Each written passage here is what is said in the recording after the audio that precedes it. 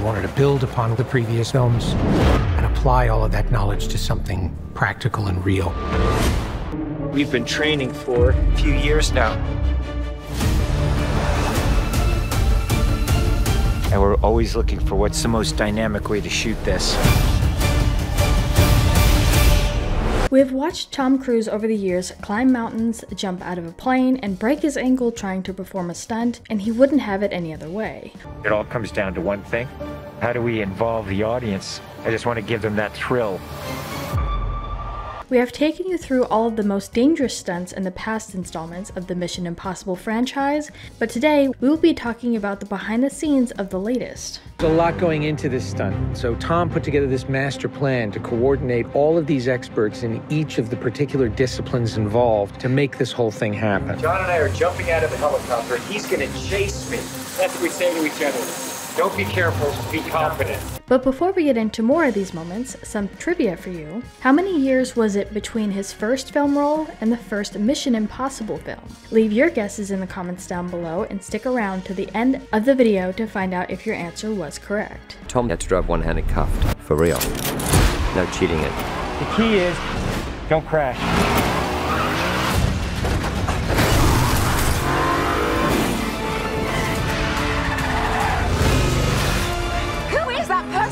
I have no idea. Aside from the speed flying stunt that is seemingly getting all of the attention thus far, apparently there was a train sequence that if you saw it in the theaters like I did, you'd wonder too how they did this. Bring this train sequence to another level.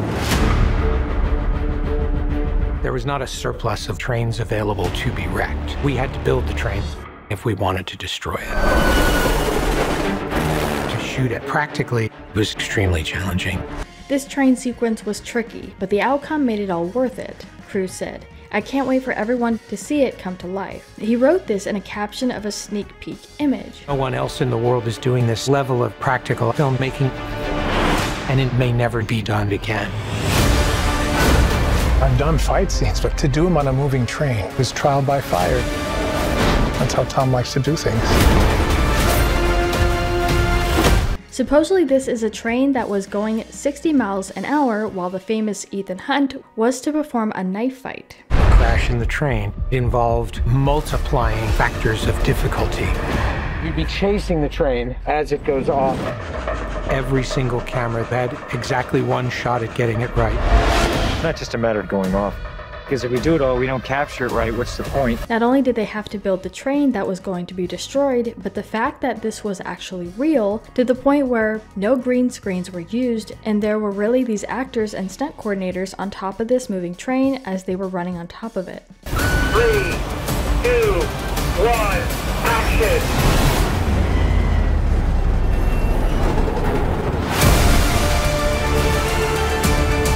You can only do it with a team like this and with an actor like Tom.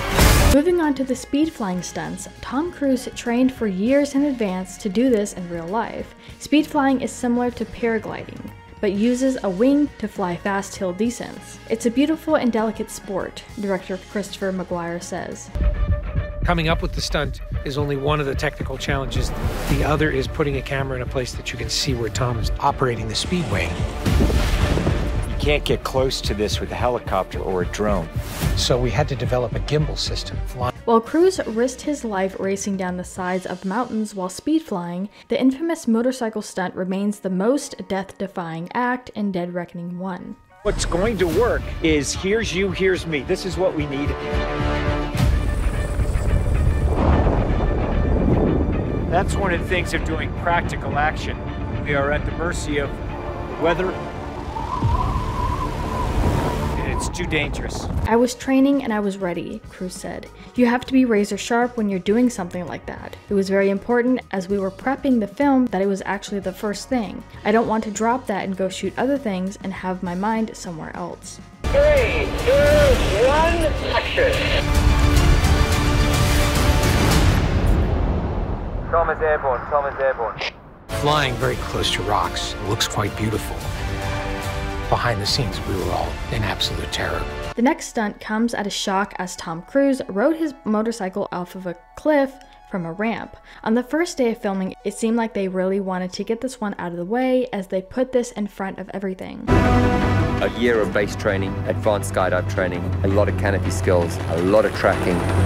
Tom Cruise, he's an amazing individual. You tell him something and he just locks it in. His sense of spatial awareness, he's the most aware person I've ever met. For Tom Cruise, there was a far more practical reason for putting the motorcycle stunt on the first day of the Mission Impossible 7 shoot. If production was already underway and Cruise got severely injured or died because of the motorcycle stunt, then a lot of money would have been wasted. This is the next part of training right here, motocross. Let's do it. I have to get so good at this that there's just no way that I miss my marks.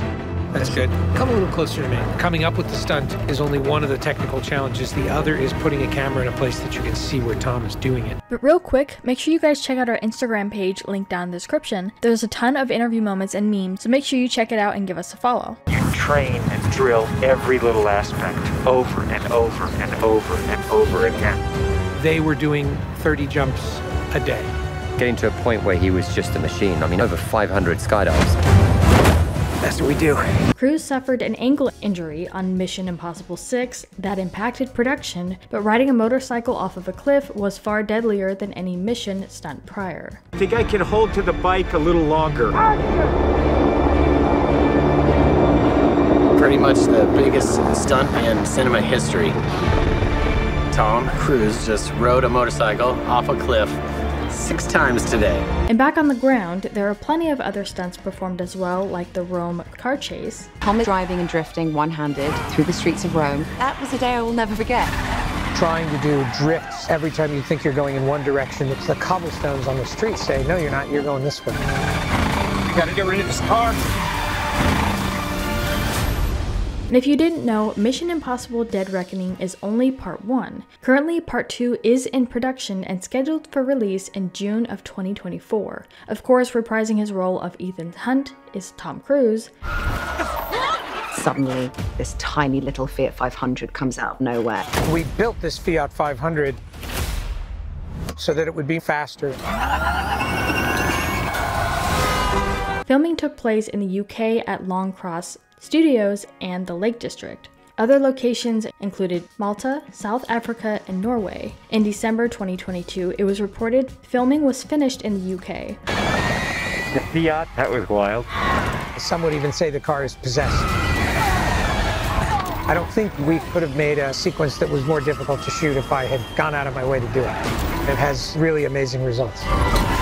Also, it was claimed that part 2 would not end the series and that they had other tricks up their sleeves when it came to continuing the franchise. Landing, Tom had to be flying towards the camera vehicle. That meant that Tom had to hit the exact mark, or it can end in disaster.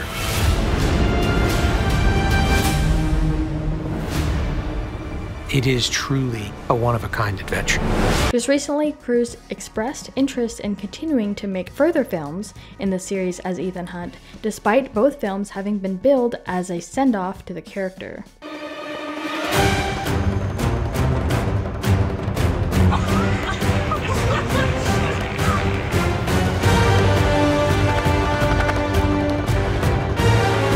With the limitless of Tom Cruise, the creators knew that they could push and get good shots with what he would be doing and willing to do. And we get to hear from him about how this was able to be pulled off. Some of them I've trained for years to be able to do it, and we actually have to figure out not just doing it, but how do we film it. So we're using both old technology and creating new knowledge to be able to tell the story. And that's why I do it. It's also these stunts, it becomes its character, its story, and it becomes immersive for an audience. Again, he talks about the train scene and how he always dreamed of it, and how he was able to do the knife fight on top of a moving train. We built the train, and I learned more about trains and tracks and how wide the tracks should be, the weight, the speed, how fast can we go, how to find the real tracks to go. As a kid, I played with trains. Do you know what I mean? And Sure. the Q played with trains. We always wanted to just throw a train off a cliff or, you know, blow it up. So to be able to have that opportunity to do that. And as far as the answer to our trivia question, Tom's first film role came with Endless Love in 1981. Top Gun was his first major action blockbuster in 1986. He starred in the first of the Mission Impossible films in 1996, so it was 15 years from Endless Love to Mission Impossible. The key is me hitting certain speeds and being consistent with that. There's no speedometer, so I do it by sound and feel of the bike.